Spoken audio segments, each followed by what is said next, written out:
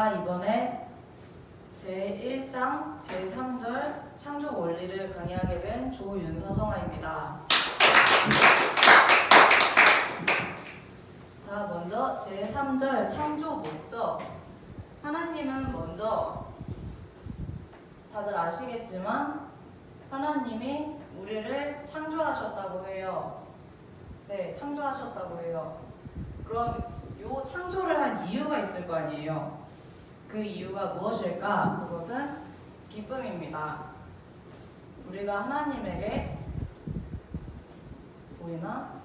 기쁨을 돌려드리기 위해서 우리가 만들어졌다고 해요. 왜 창조 목적이 기쁨일까? 저번 수수작용 편에서도 나왔지만은 그 수수작용을 위해서는 주체와 대상이 있어야 됩니다. 이 기쁨이라는 녀석도 그 수수작용처럼 대상이 있어야지만 그 기쁨이라는 게 생기게 돼요. 하나님은 기쁘시고 싶었는데 대상이 없으니까 우리를 만드시게 됩니다. 그럼 이 기쁨은 어떻게 해야 하나님에게 되돌려 드릴 수 있는가? 거기에는 세 가지 조건이 필요해요. 첫 번째가 개성완성, 두 번째가 가정완성, 세 번째가 주관성 완성. 근데 이 세 가지를 이루어야 기쁨을 되돌려 드릴 수 있는데, 그럼 왜 이 세 가지를 지켜야 되는가? 여기 혹시 게임 좋아하는 사람 있어요? 그러면은 한번 상상해 보세요. 만약에 자기가 진짜로 사고 싶은 게임이 있어서 그 게임을 구매해서 하고 있었어요. 그러다가 갑자기 엄청나게 잘 풀려. 팀이 이기고 있어요. 근데 갑자기 블루 스크린이 떴어. 뭐? 어때요? 진짜 매우 화나죠. 그죠? 그러면 어떻게든 이 컴퓨터를 고쳐야 이거를 다시 실행시킬 수가 있고, 우리는 그거를 함으로써 팀원들과 승리를 하고 기쁨을 얻을 수 있죠. 그러면은 그 컴퓨터를 고치기 위한 과정이 곧 요 기쁨을 위한 세 가지 목적과 같게 됩니다. 개성완성, 가정완성, 주관성 완성이요. 그럼 그 세 가지가 하나씩 기쁨에 대해 어떠한 원리를 가지게 되는지 한번 알아보겠습니다.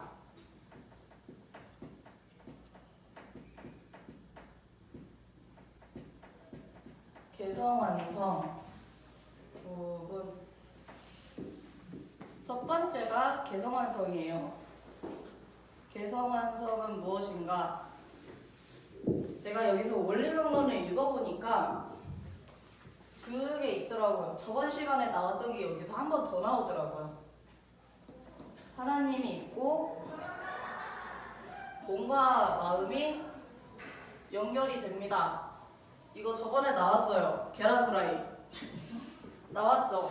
네. 요 몸과 마음이 통일이 되고 하나님을 중심하고 살아야 된다 저번 시간에 배웠어요. 근데 요 개성 완성이라는 것도 이것과 똑같습니다.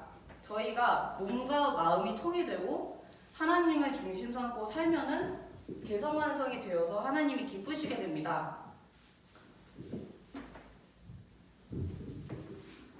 그 몸과 마음이 통해서 하나님과 연결이 된다. 그러면은 우리하고 하나님 사이에 연결고리가 생겨요.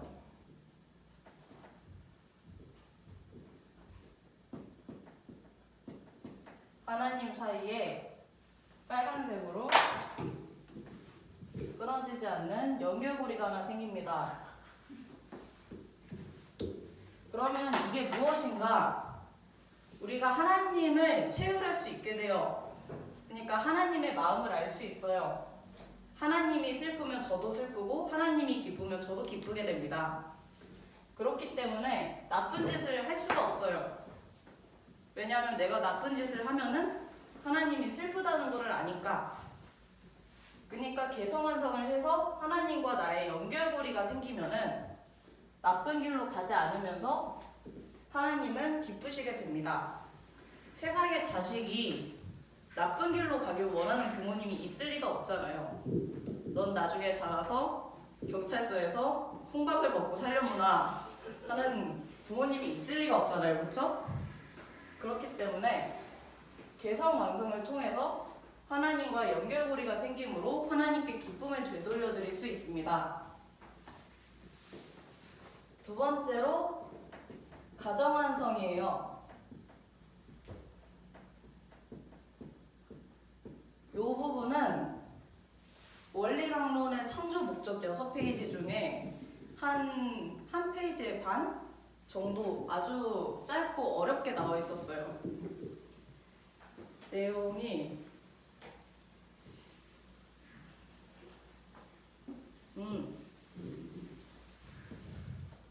주체랑 대상이 만나면은 합성 일체화함으로써 실체 대상이 됩니다. 합쳐지려는 실체 대상이 됩니다. 인간의 실체 대상이 됩니다. 그러면은 이것이 하나님의 실체 대상이 된대요. 이 부분은 어려우니까 그냥 짧게 넘어갈게요. 하나님의 실체 대상.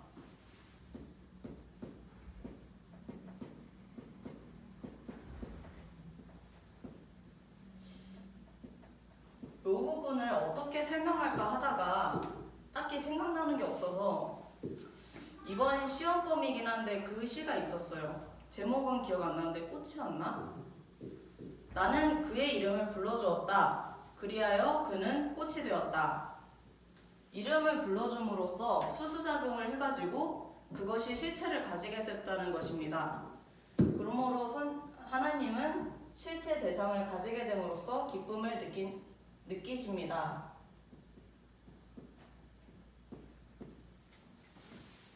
첫 번째, 두 번째 알아봤고요. 세 번째, 기억나시는 분? 네, 주관성 완성.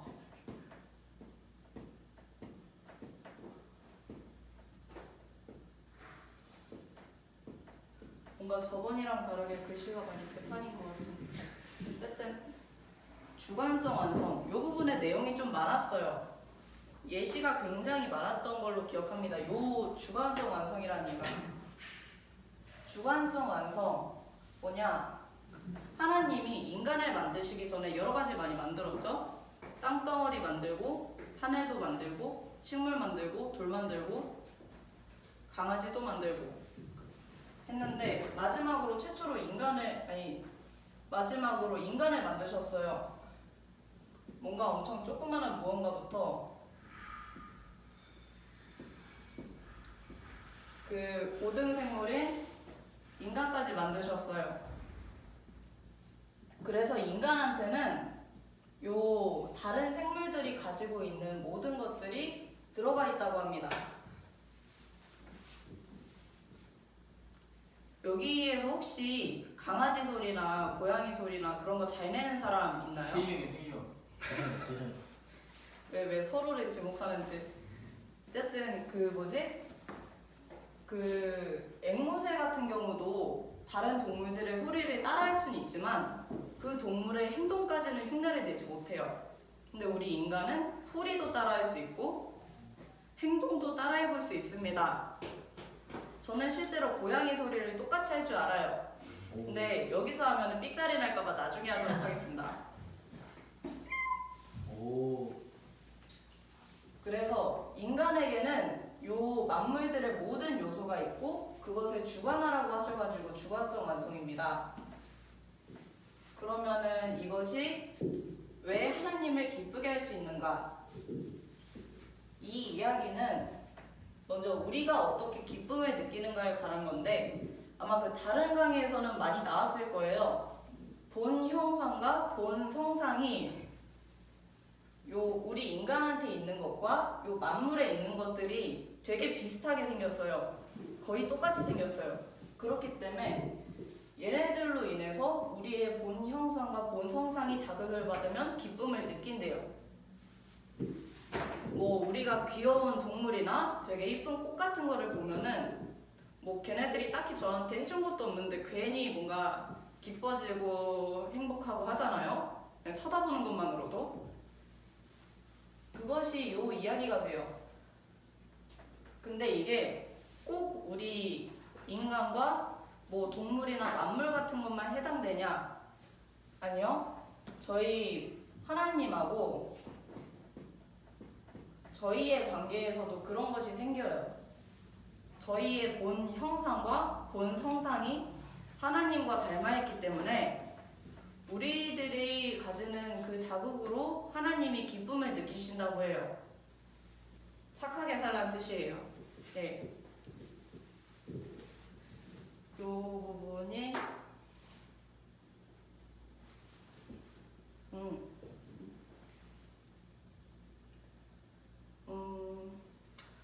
뭔가 시간이 부족할까봐 내용을 적게 넣었는데 뭔가 많으니까 한 가지 추가만 해볼게요. 그냥 작은 썰이라고 생각하고 들어주시면 되는데 우리 인간한테 심장이 있잖아요. 두근두근 뛰고 있잖아요. 지금도. 이게 네 갈래로 나눠져 있대요. 아실 거예요. 고개 끄덕끄덕 하는 거 보니까 아는 것 같네요. 네. 근데 이게 그 내려가면 내려갈수록 요 심장의 칸이 줄어든대요. 줄어듭니다. 그것이 인간이 지금 굉장히 높은 자리에 있다는 과학적 증거가 된대요. 종교하고 과학이 다른 것 같지만 사실은 똑같다고 하잖아요. 요 주관성 완성은 과학적으로도 증명이 된다 이 뜻입니다. 어쨌든 세 가지, 첫 번째, 두 번째, 세 번째 알아봤고요. 그냥 요약해서 짧게 얘기할게요. 첫 번째, 하나님과 나의 연결고리가 생기면 나쁜 길로 안 가기 때문에 착하게 살 수 있고 그렇게 되면 하나님이 기쁘시다. 부모님이니까. 두 번째, 가정완성, 주체와 대상이 만나가지고 실체 대상이 되면은 하나의 완성된 인간이 됩니다. 그러면은 하나님의 실체 대상이 되므로 하나님이 기쁘십니다. 세 번째, 주관성 완성. 우리가 뭐 동식물을 보던가 게임을 하던가 대상이 있으면 그걸로부터 기쁨을 느끼듯 하나님도 우리를 통해서 기쁨을 느끼시게 됩니다. 그렇기 때문에 요 세 가지를 통해서 하나님이 어떻게 우리에게 기쁨을 느끼시는가에 대해 바라보았습니다. 이제 강의 마무리하겠고 요 내용 잘 지켜가지고 우리도 착하게 살아가지고 하나님을 기쁘게 해드리는 사람이 됩시다. 그럼 강의 마무리하겠습니다.